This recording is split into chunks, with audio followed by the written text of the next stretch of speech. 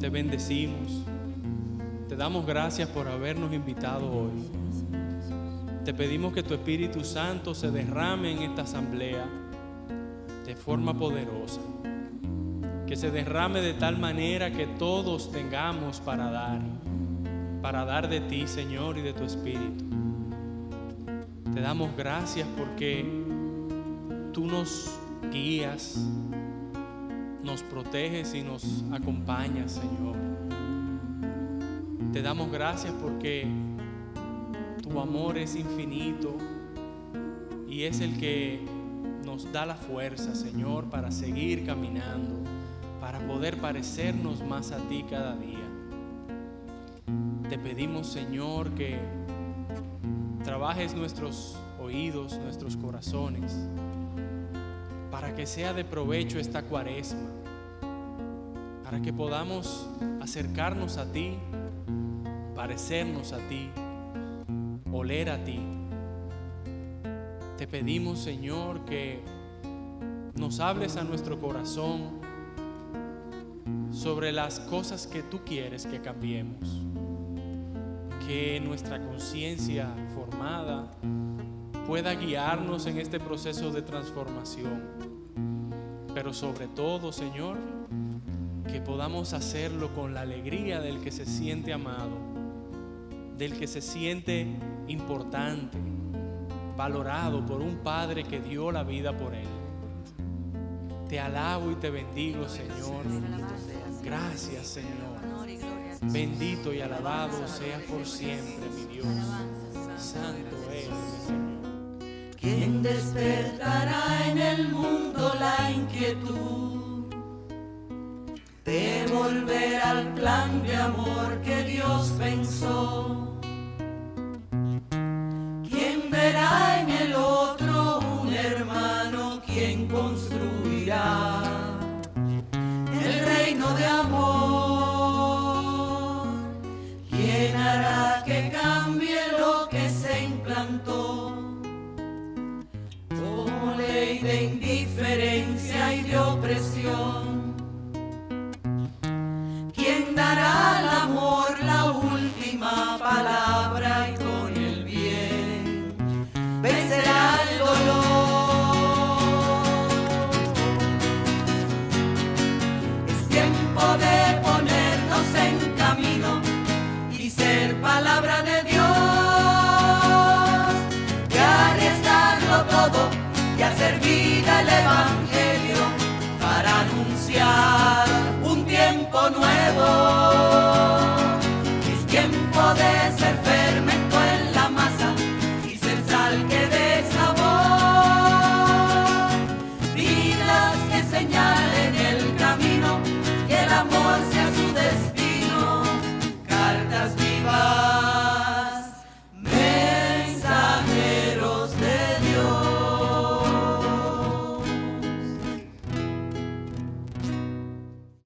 Bien, mis hermanos, muy buenas noches a todos. Buenas noches. Bien, vamos a estar 3 días reflexionando, haciendo un camino de preparación. Las grandes fiestas se preparan, y mucho más si es la fiesta de las fiestas. Vamos a preparar la resurrección de Cristo, la Pascua. Y no hay manera de celebrar la Pascua, que es la fiesta más gozosa de la historia que ha existido, la resurrección de Cristo, no hay posibilidad de preparar esa fiesta si no es con alegría. El Papa Francisco nos insiste sobre la alegría que es una realidad que forma parte de toda la vida humana. Todos los ámbitos de la vida humana tienen que estar marcados cuando uno es cristiano por la alegría. Por eso, si hay algo esencial en el cristiano, en el anuncio, cuando se evangeliza, si hay algo que tiene que tener una característica única, es la alegría verdadera. La alegría por tanto, anunciar a Cristo es llevar alegría. La alegría es esencial, y por esto nosotros vemos que el Papa Francisco nos dice en su exhortación apostólica Evangelii Gaudium, dice que nos invita a entrar en una nueva etapa evangelizadora marcada por la alegría. El mundo ofrece una tristeza individualista, o por decir lo mismo, nos ofrece a nosotros una falsa alegría. Hay mucha oferta que trata de vender una especie de una búsqueda falsa de buscar cómo alegrar el corazón. Nosotros lo vemos en la calle. Salga a la calle y verá cuántas ofertas que buscan alegrar el corazón humano. Y por desgracia, la mayoría de las veces no lo logran.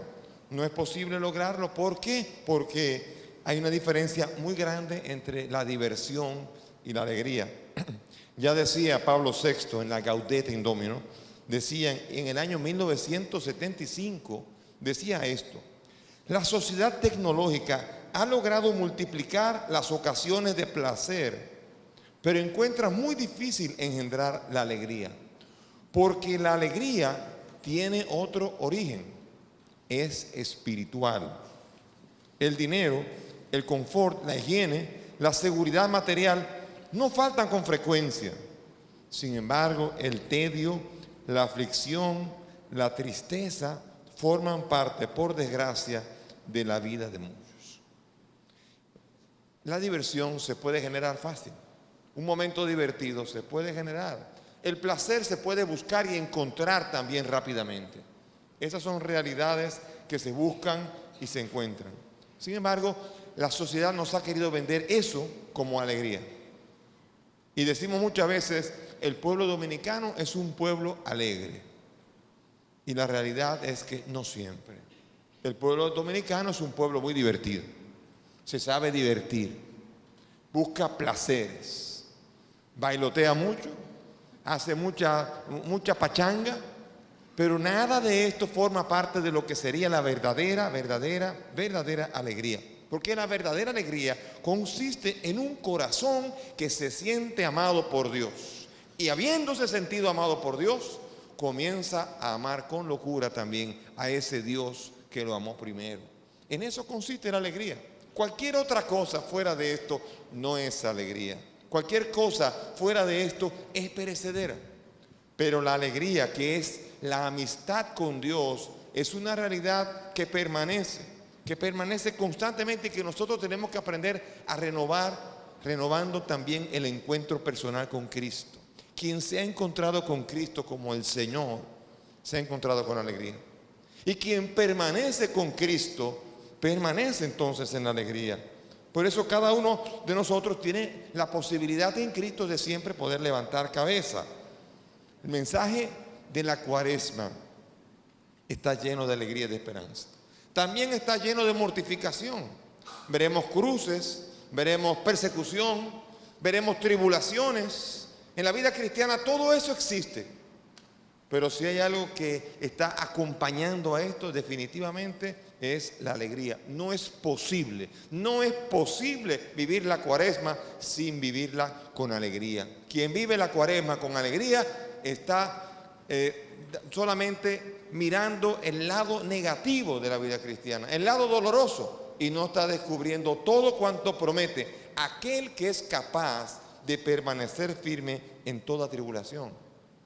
La Cuaresma, nosotros vamos a meditar, vamos a fortalecernos.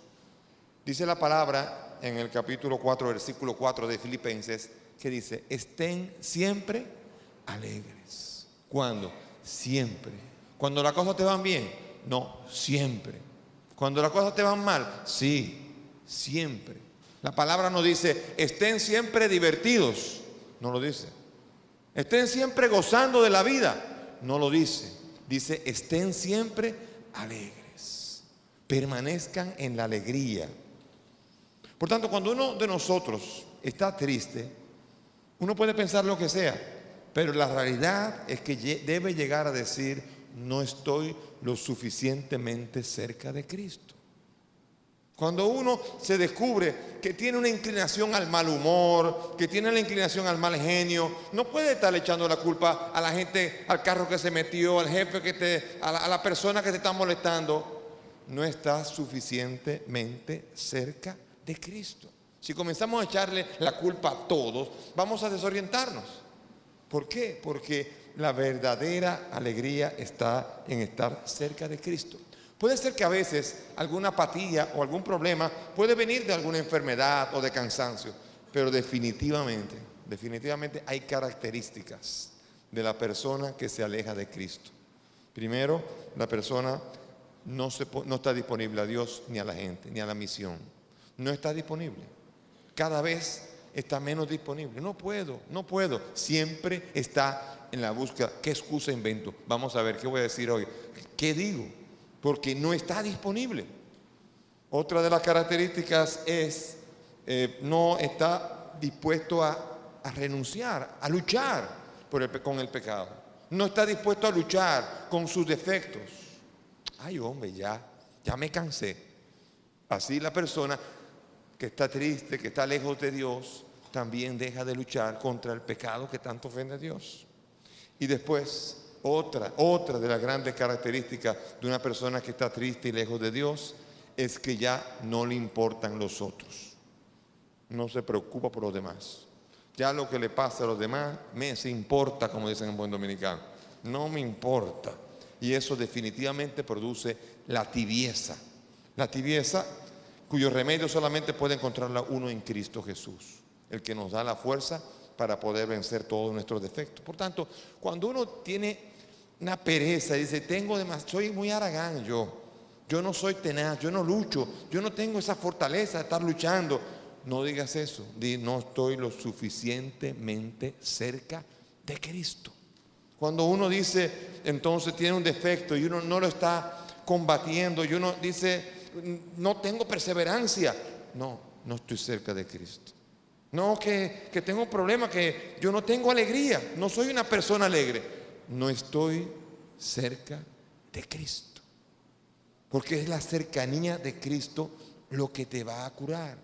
Entonces voy a tener que dejar de darle la culpa a la familia, al trabajo, voy a tener que dejar de echarle la culpa a los padres, voy a tener que echarle la culpa a los hijos. No se puede, porque la culpa no es otra de que yo no he escuchado la voz de Dios que dice, vuelvan a mí, acérquense, acércate a Cristo. Se te va a ir la tristeza, se te va a ir la falta de perseverancia, se te va a ir todo. Por tanto, cuando uno entra en el pesimismo, definitivamente lo único que uno puede llegar a la conclusión es que ha llegado el momento de cambiar de actitud.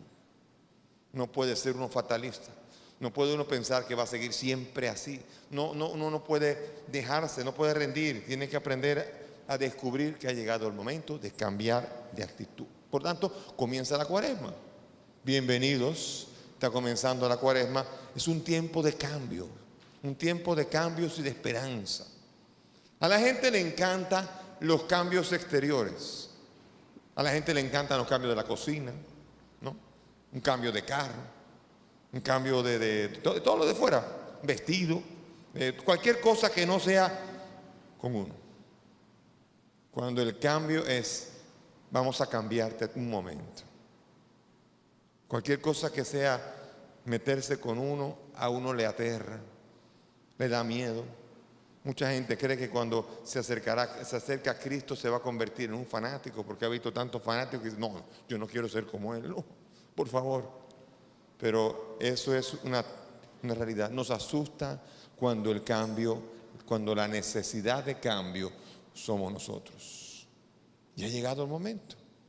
La Cuaresma es el tiempo no de cambiar de vestido, no de cambiar de ambiente, no de cambiar de trabajo, ningún cambio que no sea cambiar mi vida. Por tanto, aquí vamos a hablar de conversión, de la necesidad de conversión, y vamos a entender por qué es esencial la conversión, por qué es esencial cambiar, por qué es esencial que nosotros podamos experimentar la conversión. Y que comencemos por decir qué es la conversión. Voy a definirla de una manera que parecerá muy simple. La conversión consiste en, ¿a qué no saben qué? Acercarse a Cristo. Acercarse a Cristo. La conversión no consiste en una decisión mía de cambiar para ir a Cristo, sino acercarme a Cristo para que sea Cristo el que produzca el cambio en mí. Por tanto, el inicio de la conversión inicia con un camino de acercarse a Cristo Jesús, el Señor. Él es el camino, Él es la verdad y Él es la vida.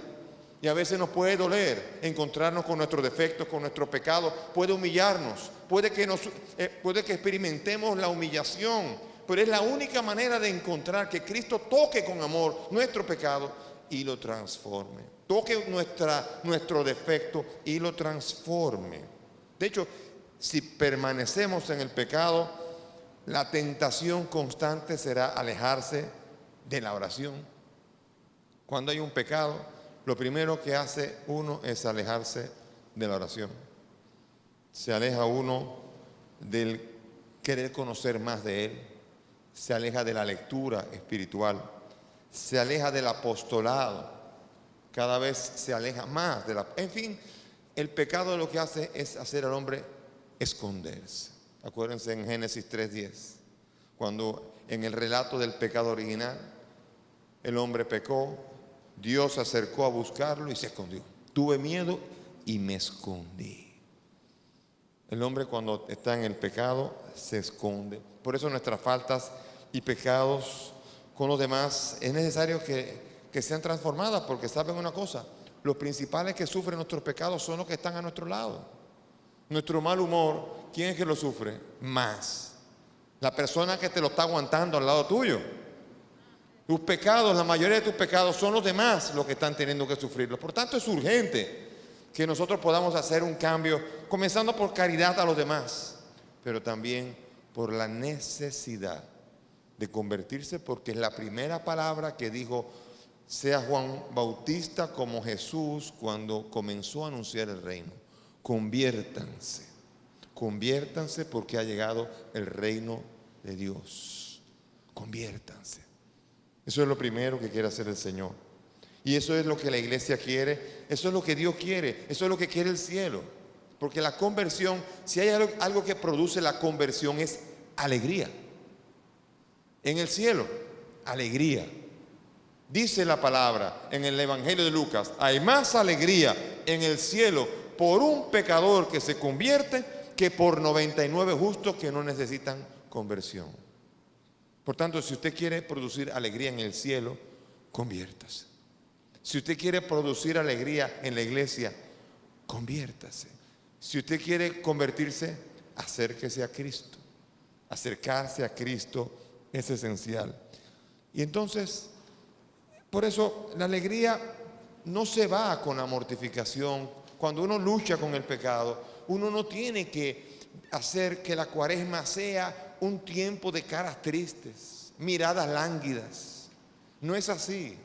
Uno tiene que aprender a luchar activamente con el pecado, aprender a, junto con Cristo, vencer el pecado, pero no tiene que ser vencido con una apariencia como la de los fariseos, de que si ayunan tienen que poner cara de que parece que están ayunando. Si están orando, poner cara y presunción de la oración. Nosotros tenemos que aprender a acercarnos a Él, aprender a mortificar nuestro cuerpo, aprender a entrar en el camino de la cruz, que es un camino alegre aunque no lo crean. El camino de la cruz es alegre.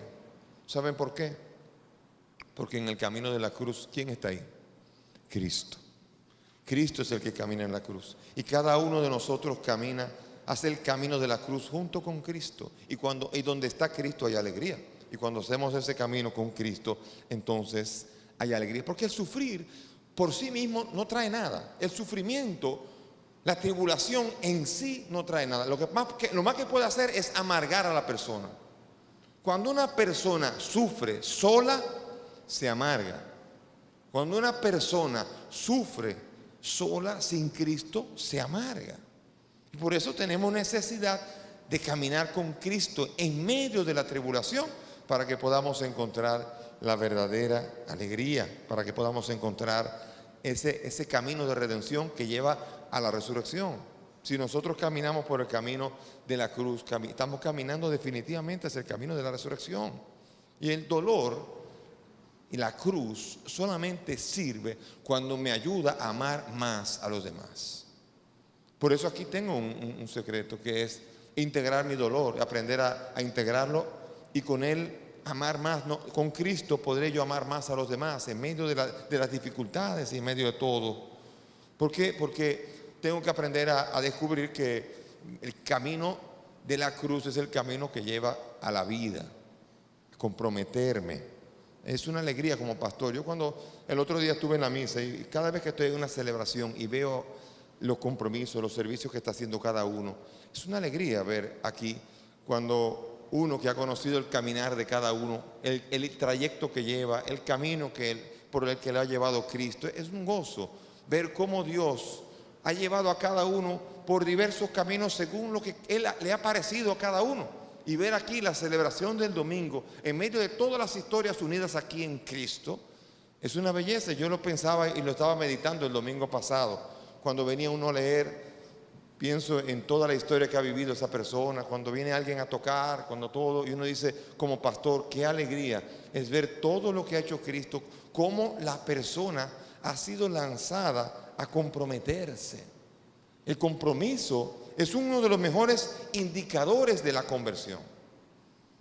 ¿Por qué? Porque dime cuánto te has comprometido y yo te diré cuánto estás convirtiéndote. La conversión y el compromiso están de la mano. Y entonces por esto tendré yo que entrar en este camino de comprometerme, en vez de salir de esta pretensión de esperar siempre ser servido. ¿Cuánto afán de querer ser servido? Dice Jesús, el que quiera ser el primero, que sea el que sirve. Porque el Hijo del Hombre no ha venido a ser servido, sino a servir. Y si Él no ha venido a ser servido, sino a servir, ¿quién de nosotros puede pretender esto? Pero les digo una cosa, hay muchos en la iglesia que ven a la iglesia como una empresa de servicios y se ven como exigentes clientes con derechos. Una vez en una misa, hace poco, estaba en una misa estaba celebrándose la misa. Cuando estaba en el momento de la comunión, hubo un gran desorden en la iglesia. No en esta hay un gran orden, pero hubo un gran desorden. Y un muchacho que es ingeniero se le acercó a la mamá, se le acercó y le dijo, pero ¿qué es lo que pasa? Aquí no hay ingenieros ni nada. Y la mamá se le acercó y le dijo, sí hay ingenieros, hay uno aquí sentado al lado mío que podría estar allí ayudando. Se quedó callado y se quedó pensando. Y muchas veces pasa eso. La iglesia es un conjunto de personas con un montón de talentos que no son capaces de ponerse al servicio de los demás. Y por eso es necesario convertirse, es necesario lanzarse. Son muchos los que viven como perezosos y exigen mucho el trabajo de los demás. Y eso es importante entender, que la conversión implica aprender a sacudirse la tibieza, la pereza. Aprender a sacudirse el amor por la fama, el amor por el poder, la riqueza, por tantas cosas por las cuales estamos constantemente preocupándonos. Y venimos a la iglesia aquí a que nos sirvan y después seguimos con nuestros afanes. Sin embargo, los ejercicios espirituales de San Ignacio en el número 23 nos dicen que nosotros estamos y tenemos la necesidad de no buscar ni salud, ni enfermedad, ni fama, ni deshonor, sino solamente aquello que pueda darle más gloria a Él. Y en ello es que nosotros tenemos que estar buscando nuestra vida y el sentido de nuestra vida. ¿En qué podemos darle más gloria a Él? ¿Cómo podemos darle más gloria? ¿Cómo el Señor puede ser glorificado en medio de nosotros? Comprometiéndonos, ensuciándonos, vamos a decir así, perder la fama. Meterse a cristiano comprometido es perder la fama. Prepárate que se van a burlar de ti. Prepárate que te van a perseguir. Prepárate que vas a tener dificultades. Prepárate que van a ensuciar tu nombre. Prepárate que te van a embarrar. Prepárate porque vas a pasar trabajo. Me quedo sentado y tranquilo. No, y por eso dice tan claramente el Papa Francisco en la Evangelii Gaudium, dice: prefiero una iglesia accidentada, herida y manchada por salir a la calle, antes que una iglesia enferma, encerrada y cómoda, aferrada a las propias seguridades, mientras afuera hay una multitud hambrienta y Jesús nos dice sin cansarse: denle ustedes de comer. La iglesia no se puede replegar. La iglesia no puede encerrarse en ella misma. La iglesia no es solamente cuando estamos aquí reunidos. La iglesia es misteriosamente todos y cada uno de nosotros cuando estamos en nuestros ambientes. Esa también es la iglesia. Y tenemos que dotarnos de todas las herramientas necesarias para poder lograr que la iglesia tenga todo su vigor. Así como un cuerpo dependerá mucho de las células, de la sanidad de sus células, así también la iglesia tendrá gran vigor solamente en función de la sanidad de todos y cada uno de sus miembros. Todos y cada uno de sus miembros. El pecado, mis hermanos, deja una huella en el ser humano. El pecado hay que quitarlo y a veces duele quitarlo. El pecado es una ofensa personal a Dios y tiene entonces también, para que lo sepan muy bien, un efecto en los demás. Hay una realidad que se llama el misterio de la comunión de los santos. Y quiero que entiendan esto porque es importante. Decía, por ejemplo, San José María Escrivá de Balaguer: si tú de veras crees en la comunión de los santos y si de veras la vives, gustosamente vas a saber vivir la penitencia y vas a entender que la penitencia es alegría, aunque trabajosa, pero te sentirás aliado de todas las almas penitentes, las que han sido, las que son y las que serán. Es alegre. La penitencia es alegre, la penitencia es discreta, la penitencia tiene que aprender a ser pasada inadvertida. No tiene que ser restregada, no tiene que ser un alarde, no tiene que ser cacareada la penitencia. La mortificación y la penitencia es una actitud de servicio a Cristo Jesús. Y dice la Reconciliatio et Penitentia de Juan Pablo II: toda alma que se eleva, eleva al mundo, pero la que se abaja, abaja consigo a la iglesia y al mundo. Oigan lo que dice ahora: no existe pecado, aún el más íntimo y secreto, el más estrictamente individual, que afecte exclusivamente a aquel que lo comete.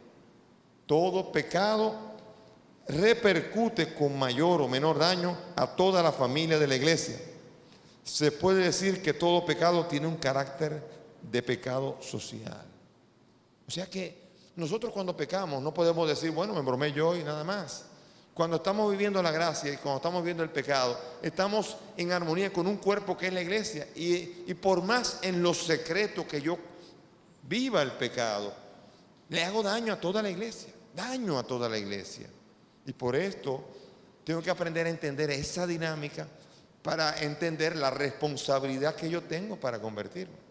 En la película La lista de Schindler, no sé cuántos lo habrán visto, pero después del momento en que ella ha acabado de entender que tiene que salvar y ha salvado la mayor cantidad de judíos posible, en un momento cuando se van a despedir, le regalan un anillo que lo han hecho con los dientes de oro de los sobrevivientes, que fundieron un anillo y le entregaron un anillo con una inscripción del Talmud dentro, que decía, el Talmud dice: quien salva una vida, salva el mundo entero. Y en esa frase lo que estaba ya entendiéndose es la comunión que hay en la iglesia, en todos los creyentes. Y por tanto, la falta de conversión, ¿qué va a ocurrir? Que la falta de conversión va a presentar a una iglesia no convertida. Porque la iglesia no existe en el aire. La iglesia somos nosotros. Y por esto, ahí está el punto donde si nosotros aspiramos a una iglesia que sea brillante, a una iglesia que sea esplendorosa, entonces así somos nosotros los que tenemos que aprender a brillar por la santidad de vida a la que Dios nos llama a vivir. No podemos esperar que la iglesia sea esplendorosa si mi vida no lo es. No puedo esperar a una iglesia brillante y fiel a Cristo si no soy yo el que vive la fidelidad a Cristo.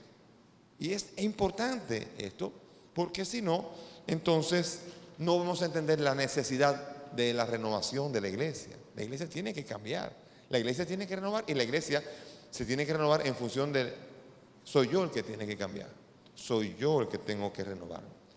Necesitamos una iglesia nueva en actitud, una actitud nueva, una actitud que sea de dialogante, una iglesia abierta, una iglesia. La gente se hace muchas preguntas, a la gente le encanta preguntar de la iglesia. Me imagino que ustedes también, no solamente a los sacerdotes, le están constantemente haciendo preguntas. La iglesia es un misterio y mucha gente se le acerca, se interesa por saber, y muchas veces encuentra las puertas cerradas. Muchas veces la gente no está esperando que la doctrina cambie, solamente está esperando que los cristianos seamos capaces de dar razón de la fe, que seamos capaces de explicar, que seamos capaces de mostrar el entusiasmo. Hay ambientes en los que nos vamos a encontrar que atacan a la iglesia, que atacan las cosas de Dios, y ellos no necesitan un teólogo experto que les explique la cosa. No están esperando eso. ¿Saben lo que están esperando? La gente que ataca a la iglesia que está al lado de ustedes está esperando verlos a ustedes. Te necesita a ti allí, dando razón de la fe, entusiasmado. Necesita tu entusiasmo, necesita tu alegría. Eso es lo que quiere ver. Cuando atacan la iglesia, quieren ver si tú permaneces alegre, si tú eres entusiasta de verdad, si tú crees en lo que dices que crees. Y muchas veces lo que hacemos nosotros, nos replegamos, nos quedamos así, salimos y le tenemos miedo a mostrar la alegría, a mostrar el entusiasmo, a mostrar lo que Cristo ha hecho en mí. El mundo de los jóvenes, ese es un mundo muy inquieto. Muchos jóvenes tienen inquietudes sobre la iglesia, preguntan mucho, son muy preguntones y muy criticones. Y qué bien, siempre ha sido así. Y nosotros lo fuimos y siempre lo serán. Los jóvenes son y serán siempre inquietos. Y la iglesia puede tener la tendencia de mandarlos a callar, que se callen, que no opinen. Pero sin embargo vemos nosotros como en Río de Janeiro 2,5 millones de jóvenes les dieron rienda suelta a expresar la fe alrededor de un Santo Padre que fue a visitarlos y se manifestaron con alegría. Muchos de los que fueron allá, eso fue un fenómeno. Muchos de los jóvenes que fueron allá ni creían, fueron allá porque van muchos jóvenes y experimentaron un cambio fruto de muchos jóvenes llenos de fe que estaban celebrando allí la fe. Los jóvenes necesitan la paciencia de los padres, de los papás, la paciencia de los sacerdotes para sentarse y explicarle las cosas. Ellos muchas veces desconocen cosas y muchas veces con buenas explicaciones podrían estar más abiertos. Necesitamos que la iglesia sea eso, que nosotros seamos abiertos, que tengamos una actitud diferente. Otro mundo que también necesita una nueva actitud de la iglesia es el mundo de los divorciados. Allí sí hay tela que cortar. A veces el mundo de los divorciados y vueltos a casar es muy triste. Siente uno una especie de sensación de ser paria, de ser como una especie de abandonado, como de un cristiano de tercera categoría. Es triste. Y sobre todo, ellos necesitan mucho de las explicaciones porque hay muchas cosas que desconocen y muchas cosas que podrían vivir que no saben.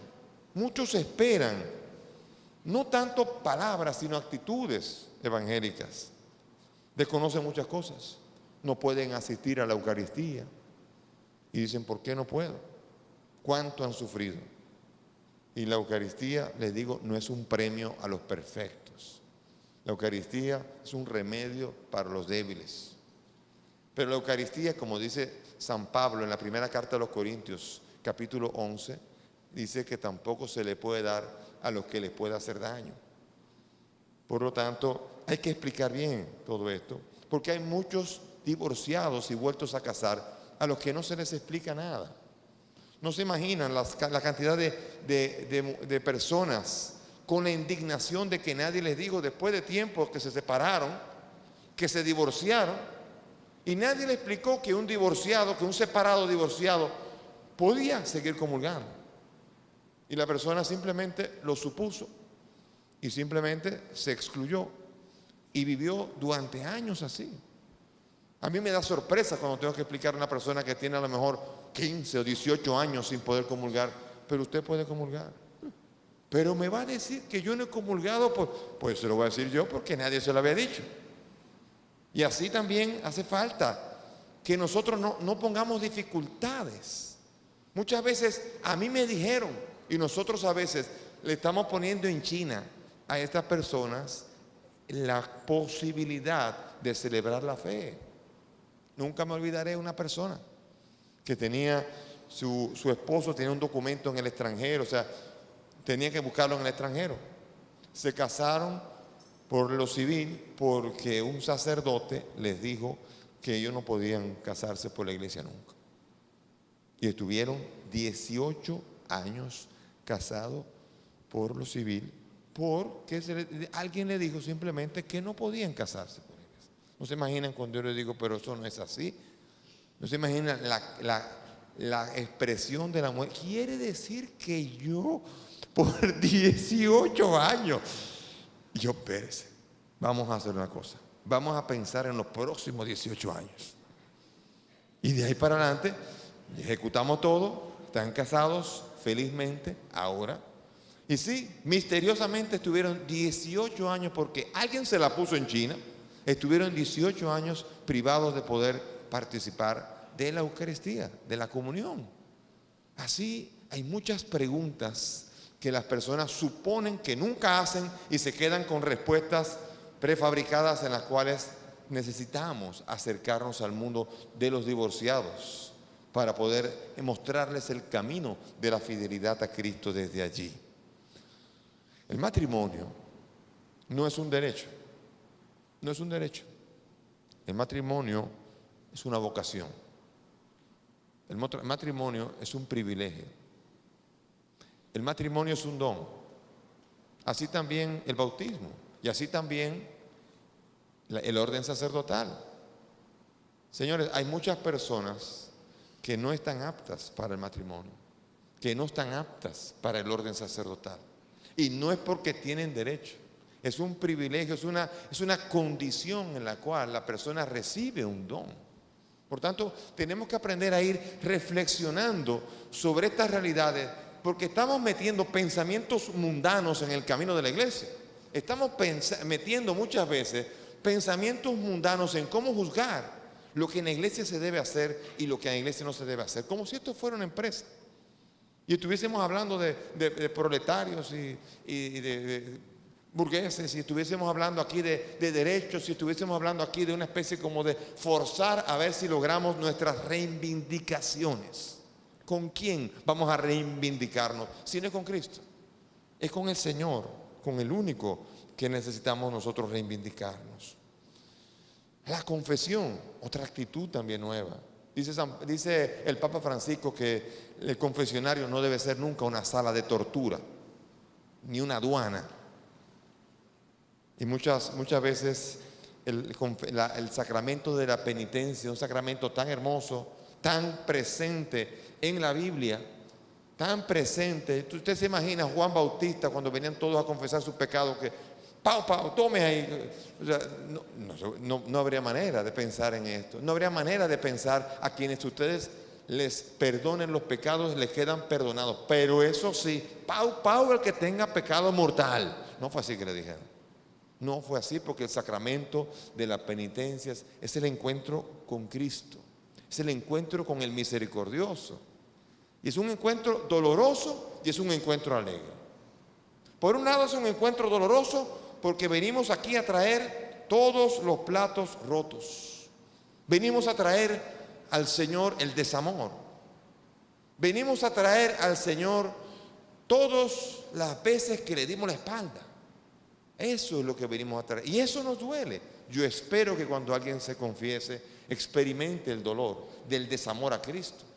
Pero por otro lado es alegre porque venimos al Dios como el Padre del Hijo pródigo.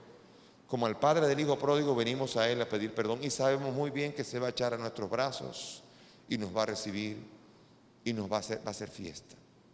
Es un encuentro doloroso, pero es un encuentro alegre, es un encuentro de santidad. Otra actitud, otra renovación que tiene que hacer la iglesia es renovarse en la santidad. La santidad es la esencia de la iglesia. La ausencia de muchas conversiones personales, la ausencia de santidad en los cristianos genera una iglesia que es santa por vocación, pero no es santa en su ejercicio.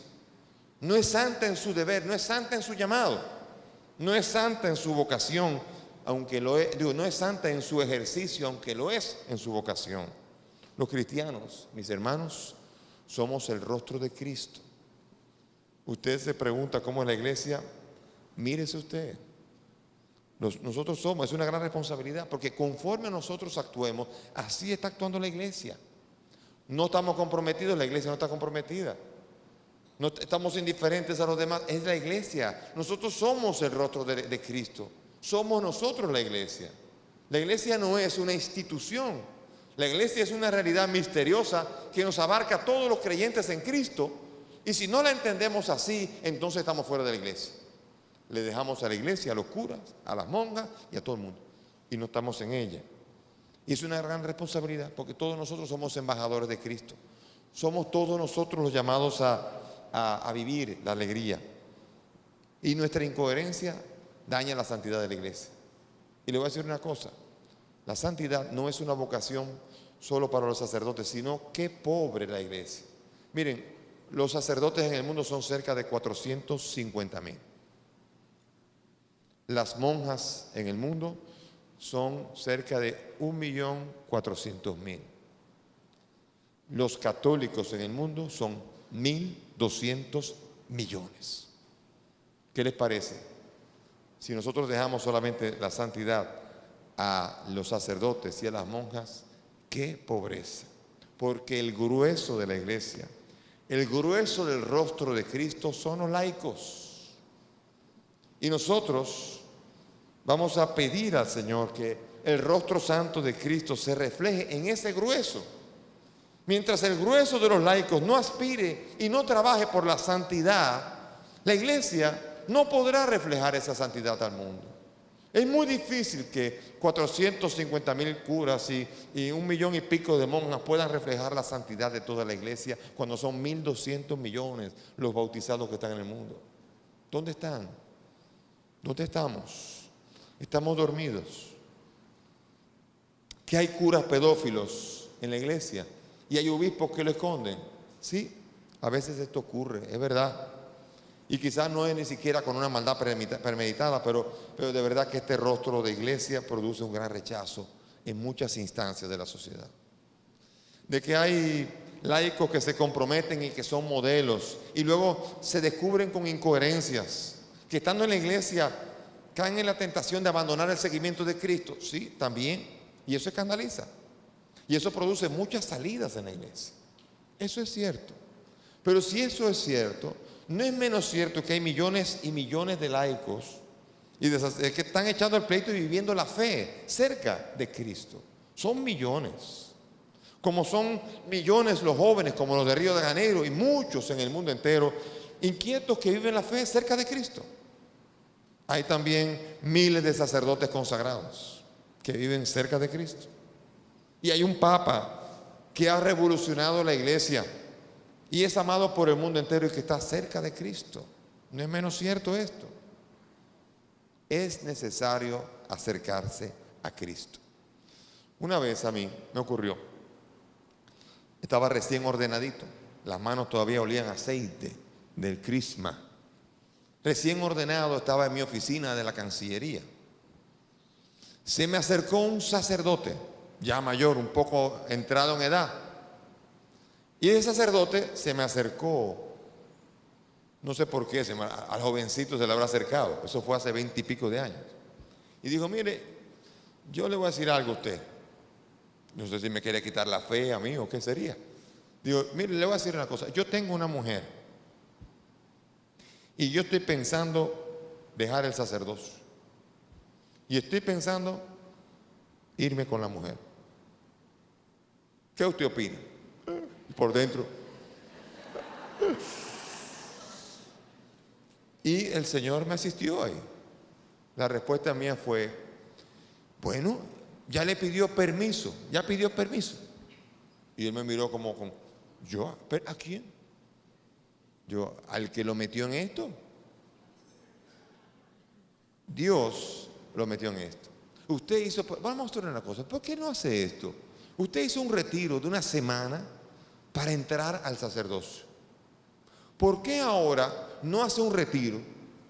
Allí se va a hacer un retiro de una semana. Y vaya a decirle, Señor, me estoy retirando, aquí te entrego todo, pido, aquí está, todo está muy bien, pero te entrego todo. Él dijo, me parece buena idea, lo voy a hacer. Para no cansarle el cuento, este sacerdote abandonó a la mujer, se centró en el sacerdocio y hoy día todavía ejerce el sacerdocio. Y todavía de vez en cuando me mira y me dice como diciendo, ¿fuiste tú? Y yo le digo, fue. Acércate a Cristo. Cuando hay un problema, cuando hay una crisis, acércate a Cristo. Y Cristo te va a sacar de la crisis cuando a Él le parezca. Acércate a Cristo. Qué hermoso es ver cuando las personas se han alejado de Cristo y se acercan a Cristo, cómo la vida renueva, cómo la vida fluye, cómo la vida avanza. Y es el secreto, estar suficientemente cerca de Cristo. Todo lo que tenemos que hacer en la iglesia para cambiar es en nosotros. Mahatma Gandhi dijo, si quieres cambiar al mundo, cámbiate a ti. Yo te diré eso mismo. Si quieres cambiar la iglesia, cámbiate a ti mismo. Cambia tú para que la iglesia cambie. No esperes que la iglesia no es una institución que está en el aire. Eres tú y cambia tú. Lo que quieres que la iglesia haga, comienza tú a hacerlo. No le pidas a la iglesia lo que tú no estás dispuesto a hacer. Es muy fácil desde afuera. Usted ha visto a veces peleas de boxeo. Usted está afuera y de manganzón. Dale, sí, dale. Tan fácil. Métase allí. Desde afuera es tan fácil. Desde afuera, no que la iglesia, dale, no que la iglesia tiene que ser así, la iglesia debe ser así, la iglesia debería hacer esto. Hágalo usted. Hágalo usted. No esté diciendo lo que haga. Métase allí y demuestre que si usted tiene que darle, dele usted, dele, vamos arriba. Así es que tiene que hacerse. Por eso, este es el secreto. Renovada en sus métodos. A veces la iglesia tiene métodos que son... O sea, hay que aprender a distinguir la espiritualidad de lo que es la técnica. No es lo mismo, la iglesia tiene 100 años haciendo llevando esta misma contabilidad. Dice, bueno, esas son técnicas. Y está llevando la contabilidad hace 100 años o 200 años de esta manera. Uno dice, bueno. Pero no es lo mismo eso que la iglesia tiene 200 años con una devoción en donde todo el que entra viene y hace esto, o a veces son 1000 años y a veces son 1500 años. Usted no ha visto, por ejemplo, en San Pedro, el hermoso pie de Pedro, en esa estatua de bronce que tiene siglos y siglos. Y todo el que entra en San Pedro toca el pie de San Pedro. Y el pie de San Pedro ya no existe, el pie de San Pedro está desaparecido. Y esa fuerza de millones y millones y millones de peregrinos que han llegado allá y que han ido tocando un pie de bronce, que han hecho desaparecer el pie de bronce. Y cuando uno contempla eso, uno dice, eso no es lo mismo que llevar 1500 años con la misma contabilidad. Hay que distinguir la técnica de la espiritualidad, de la devoción, de la tradición. Por tanto, no es lo mismo y hay que aprender a distinguir en la iglesia qué es lo que debe cambiar y qué es lo que no debe cambiar. Cuando el Papa estaba haciendo reformas, mucha gente decía, oh Dios, ahora la iglesia va a cambiar, la doctrina va a cambiar. No va a cambiar nada, ni del aborto, ni de la comunión de los divorciados vueltos a casar, ni de la homosexualidad, ni de los matrimonios del mismo sexo, ni nada por el estilo. Lo que hay que reformar es la manera en cómo evangelizar actualmente, qué técnicas usar para que ese mensaje pueda ser llevado hoy y que no suene a un mensaje de 1000 años de atraso. ¿Cómo llevarlo al día de hoy? Por eso el método no consiste en hacer mundana a la iglesia, que se ponga a complacer a todo el mundo. Es renovarse en las técnicas que son buenas. Ya decía Pablo VI, Evangelii Nuntiandi, las técnicas de evangelización son buenas, pero ni las más perfeccionadas podrán reemplazar la acción discreta del Espíritu Santo. La preparación más refinada del evangelizador no consigue nada sin él. Sin él, la dialéctica más convincente es impotente sobre el espíritu de los hombres. Sin él, los esquemas más elaborados sobre bases sociológicas o psicológicas se revelan pronto desprovistos de valor. Las técnicas ayudan, pero no son todo. Las técnicas son importantes, pero Jesús dijo, así todo escriba que se ha hecho discípulo del reino de los cielos es semejante al dueño de una casa que saca de sus arcas lo nuevo y lo viejo. Marcos 13:52. Renovarse en la oración. Hay elementos de la oración que no cambian. Es renovar y actualizar la oración en el día a día. Acuérdense que la mayoría de las batallas no se vencen necesariamente en el campo de batalla. ¿Se acuerdan cuando Josué y Moisés iban a batallar contra los amalecitas? Éxodo 17. Y en Éxodo 17 salió Josué a combatir contra Amalec. Dice 17:10. Y mientras tanto Moisés con Aarón y Hur subieron a la cima del monte. Y se acuerdan, ¿no? Mientras estaba con los brazos levantados, Moisés, prevalecía Josué. Cuando bajaba los brazos, prevalecía Amalec. Y la batalla no se definía allí abajo, no se definía necesariamente en el campo de batalla. Por eso le pusieron 2 piedras para que se quedara con los brazos levantados, y así Josué ganó la batalla. ¿Quién ganó la batalla? La oración. Es importante entender esta fuerza. Es en la cima de la montaña en donde se vence, en donde la iglesia puede prevalecer y encontrar toda su fuerza. Monseñor Alfonso Uribe Jaramillo, un pastor, obispo de Sonsón, Río Negro, en Colombia, murió ya, un santo varón. En un momento determinado, él estaba en oración en la mañana, delante de su capilla privada, un hombre santo, y hablaba con Dios. Y le dijo al Señor, Señor, ¿cómo puedo yo agradarte en este día? Y el Señor le habló y le dijo, la mejor forma, Alfonso, en cómo puedes agradarme es quedarte a mis pies todo el día. Y le dijo, Señor, pero yo tengo varias visitas pastorales. Tú sabes que tengo una agenda muy apretada. El Señor le dijo, Alfonso, tú me preguntaste cómo podías tú agradarme a mí. Puedes hacer lo que quieras, pero como tú me preguntaste, te respondí.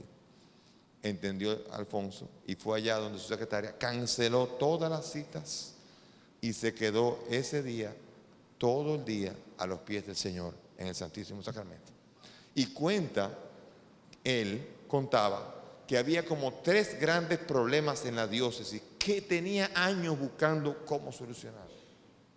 Y mientras estaba allí en oración, la solución a los 3 problemas pastorales le vinieron durante el transcurso de todo el tiempo en que estuvo en oración. ¿Qué quiere decir? Que él quiso ser Josué por muchos años y no lograba nada. Y fue Moisés por un solo día y todo se resolvió. Quiere decir que la eficacia no es ahora la eficacia de una empresa. La eficacia de la iglesia y la eficacia de la oración no es una eficacia que se mide en resultados, sino que se mide en presencia de Dios, que se mide en presencia del Señor, que es capaz de fortalecernos aún en medio de las dificultades. Fíjense, hay una situación muy curiosa, sobre todo en América Latina, y que se ha extendido por el mundo entero, que son estas ONGs que la ONU está utilizando para expandir su ideología de género. No voy a meterme en el origen de todo esto, pero todas estas ONGs han metido una gran cantidad de lobbies en los diferentes países latinoamericanos, lobbies que están buscando que se aprueben las leyes para el aborto, con millones y millones de dólares, con millones y millones de dólares para que se apruebe el matrimonio del mismo sexo, con millones y millones de dólares tratando de que haya el derecho al matrimonio y que el matrimonio igualitario es un derecho. Y así las reivindicaciones de las lesbianas, de los gays, de los transexuales, de bisexuales, de todas esas demás hierbas aromáticas. Todo esto está sazonado con millones y millones de dólares que vienen y que parecen un gigante contra Goliat, contra David. Vienen y están imponiendo una ideología de género. ¿Dónde se puede vencer esa batalla? No es en los tribunales de la tierra, es subiendo a la montaña también. Tenemos que aprender a entender que subiendo a la montaña encontraremos fuerza, encontraremos la verdad, encontraremos al Cristo que nos acompaña aún en medio de la tribulación. Y la iglesia tiene también que renovarse en sus medios, los medios sin sacrificar el mensaje y el contenido de la evangelización. Los medios tienen que comenzar a estar al unísono con los tiempos. Vemos al Papa Francisco como el mayor tuitero del mundo, el que mayor reacción provoca. Puede que hayan personas que tienen millones y millones de seguidores, pero el Papa es el que más millones genera de movimiento, de reacción. Él provoca y se ha metido en los medios, y la iglesia también, en las redes, en todos los lugares. No tenemos que cambiar el evangelio, tenemos que meterlo en todos los lugares. No tenemos que poner el evangelio en contra de las redes. Las redes son medios y pueden ser vehículos para que la buena nueva también se anuncie a través de ella. La televisión, la radio, Televida. Qué hermosura es ver que estamos aquí. Y esta transmisión va a ser vista por miles y miles y miles de personas. Quizás cerca de 150,000 personas durante toda la cuaresma van a ver esta transmisión. Y permite que no sean solamente 800, sino que sean miles y miles. ¡Qué hermosura! Es comprometernos con un mensaje y dejar que las técnicas expandan ese mensaje al mundo entero. Es hermoso. Dice Pablo VI en el Evangelio Nuntiandi: la evangelización pierde mucho de su fuerza y su eficacia si no toma en consideración al pueblo al que se dirige, si no utiliza sus lenguas, sus signos y sus símbolos, y si no responde a las cuestiones que plantea, no llega a su vida concreta. Pero por otra parte, la evangelización corre el riesgo de perder su alma y desvanecerse si se vacía y se desvirtúa el contenido. O sea que aquí viene el punto de saber evangelizar y meternos en todos lados sin perder la fuerza del evangelio. No querer dorarle la píldora a nadie. Dejar que el evangelio con toda su fuerza se proponga que sea la que es capaz de cambiar el corazón de un pecador y transformarlo. Y si no se convierte la iglesia, entonces el mensaje va a ser atrasado. Si no se actualiza, va a ser atrasado. Y vamos a presentar un evangelio muy lindo, pero con sabor a atraso. Y el evangelio nunca es atraso, pero tienen que aprender a adecuarse para que lo escuchen. Y la iglesia tiene que renovarse. Y eso somos nosotros. Lo que tenemos que hablar, cuando estamos en Twitter, no tenemos que hablar como si fuéramos el mundo. Tenemos que aprender a hablar en Twitter como si fuéramos cristianos, porque lo somos, y somos la iglesia, y somos la presencia de iglesia. Y tenemos que hablar y discutir y dialogar como cristianos, dar razón de nuestra fe y ensuciarnos con las burlas y dejar que el evangelio corra. No me puedo llamar cristiano si no me apasionan estas cosas. Si el llevar a Cristo no me apasiona, entonces aquí hay un problema. Porque tengo que formarme, tengo que apasionarme, tengo que buscar todas las herramientas. Y si la iglesia no me duele, entonces no me está doliendo Cristo. Y si no arde mi corazón por el Señor, entonces, y que no busco que sea amado por todos, entonces tengo que revisarme. Concluyo diciendo, si queremos un mundo nuevo, necesitamos una iglesia renovada, capaz de ser la portadora de los valores del reino. Pero una iglesia renovada será posible solamente si renovamos nosotros, todos nosotros, el compromiso con la santidad, sin temor a la cruz. Es el mismo Jesús que dijo: Si alguno quiere venir en pos de mí, niéguese a sí mismo, tome su cruz y sígame. Porque quien quiera salvar su vida la perderá, pero quien pierda su vida por mí, la encontrará. Mateo 16, 24, 25.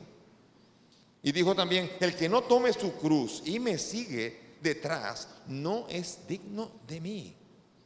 Tenemos que aprender a encontrar la alegría que se acrisola en medio de las pruebas y las tribulaciones. Porque, hermanos, hay muchos que cuando llega la prueba se echan para atrás, abandonan el seguimiento al maestro. Cuando viene la sequedad, abandonan al maestro. Cuando viene el momento de la dificultad, abandonan al maestro. Y entonces por esto, si se acrisola, el tiempo ideal para esto es el tiempo de la Cuaresma, en donde tenemos que fortalecer nuestro espíritu, en donde estamos llamados a encontrar la alegría en la cruz y la alegría de seguir al Señor, la alegría de llevar el mensaje, la alegría de mantener sobre todo el sentido de la alegría en todo lo que yo hago, en todo lo que yo celebro. Pasó en un momento determinado, en la Semana Santa de hace 2 años más o menos, nosotros, un grupo, cuando acabamos en una de las celebraciones de la Semana Santa, nos fuimos a un restaurante y ahí estábamos comiendo. A ese restaurante íbamos con frecuencia, todo ese grupo. Y un día ese día que estábamos allí, nosotros no nos dimos cuenta, pero parece que a la camarera que estaba allí la interpelamos. Se le acercó a una de las mujeres que estaba en el grupo y le dijo, ¿qué les pasa a ustedes? Yo quiero aprender de esto. ¿Qué es lo que tienen? Porque ustedes siempre que han venido están siempre alegres. Le chocó. Y dice, yo quiero saber qué es lo que son ustedes. ¿Quiénes son? Y a mí me encantó cuando oí esto. Cuando oí que ella quiso preguntar quiénes eran, porque cómo pueden ser y están en Semana Santa y tan alegres. Y siempre que han venido aquí están tan alegres.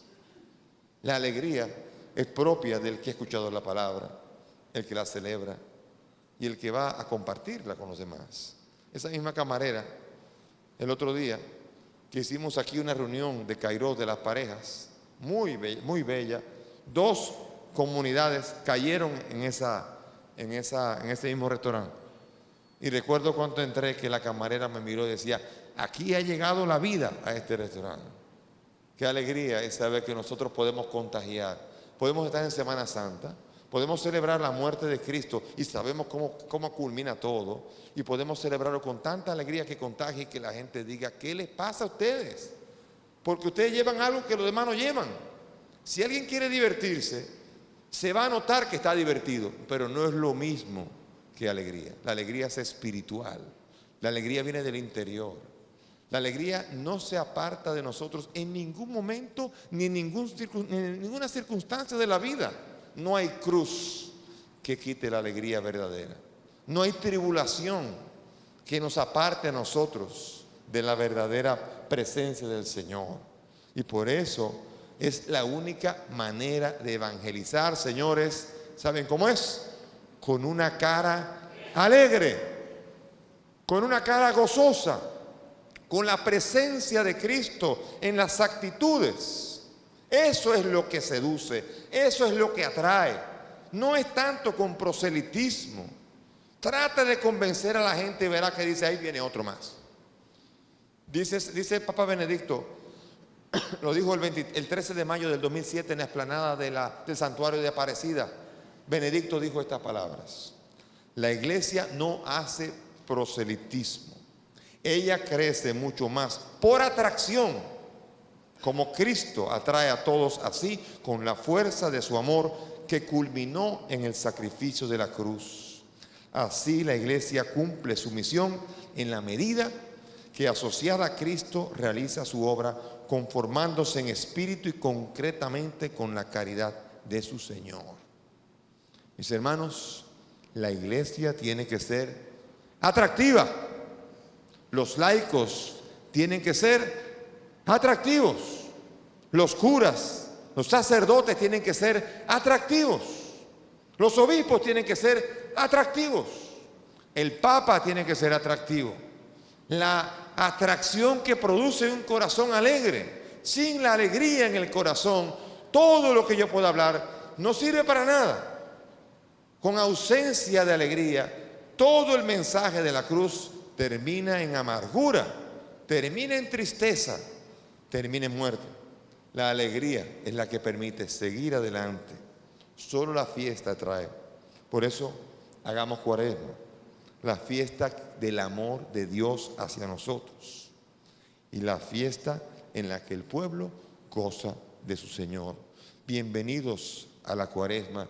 Entremos en ella con un corazón alegre, porque sabemos muy bien que caminando en la cruz hacia el Calvario, seguiremos más allá de ello, porque nos encontraremos con Cristo en la Jerusalén celestial. Bendito sea el Señor, que nos atrae para sí, nos llena de alegría y nos permite ser testigos suyos ante los demás. Amén. Cerremos nuestros ojos y vamos a hacer oración. Señor, te doy gracias. Te doy gracias por la llamada que nos haces. Sí, es cierto, mucha mortificación, sí, pero sin alegría no. Señor, hoy nos estás invitando a descubrir la alegría que hay aún en el sufrimiento. Y cómo incluso los mártires, los que seguían a Cristo en los primeros siglos, se dejaban matar con alegría, con gozo. Entraban a la arena donde los leones y las fieras los iban a devorar. Cómo los mártires eran llevados al madero a crucificar e iban cantando salmos de alabanza. Y nosotros, Señor, que por 3 o 4 cositas que nos pasan, se nos apaga la fiesta. Señor, ¿no será que hemos buscado aquí diversión? ¿No será que aquí hemos estado buscando una falsa alegría? Enséñanos, Señor, a descubrir la verdadera alegría que no se aparta de nosotros si estamos cerca de ti. ¿Estás triste? Puede que tienes que estar cerca de Cristo. Ves tus defectos y eres muy perezoso. No encuentras fuerza para orar. Es necesario que estés más cerca de Cristo. Estás echando la culpa a todo el mundo de tu mal humor, de tus desajustes, de tu desarmonía. Acércate más a Cristo. Acerquémonos al Señor, porque nosotros somos la iglesia y la iglesia necesita acercarse a su Señor para experimentar la verdadera alegría y hacer fiesta. Estén siempre alegres, dice el Señor. Se lo repito, estén siempre alegres. Gracias, Señor, por esta alegría que viene de ti. Y gracias, Señor, porque esta alegría no la podrá quitar nada ni nadie en el mundo. Permítenos permanecer en ella, permaneciendo cerca de ti y experimentando tu asistencia en todo cuanto hacemos. Gloria al Padre, al Hijo y al Espíritu Santo, como era en el principio, ahora y siempre, por los siglos de los siglos. Amén. Yo quiero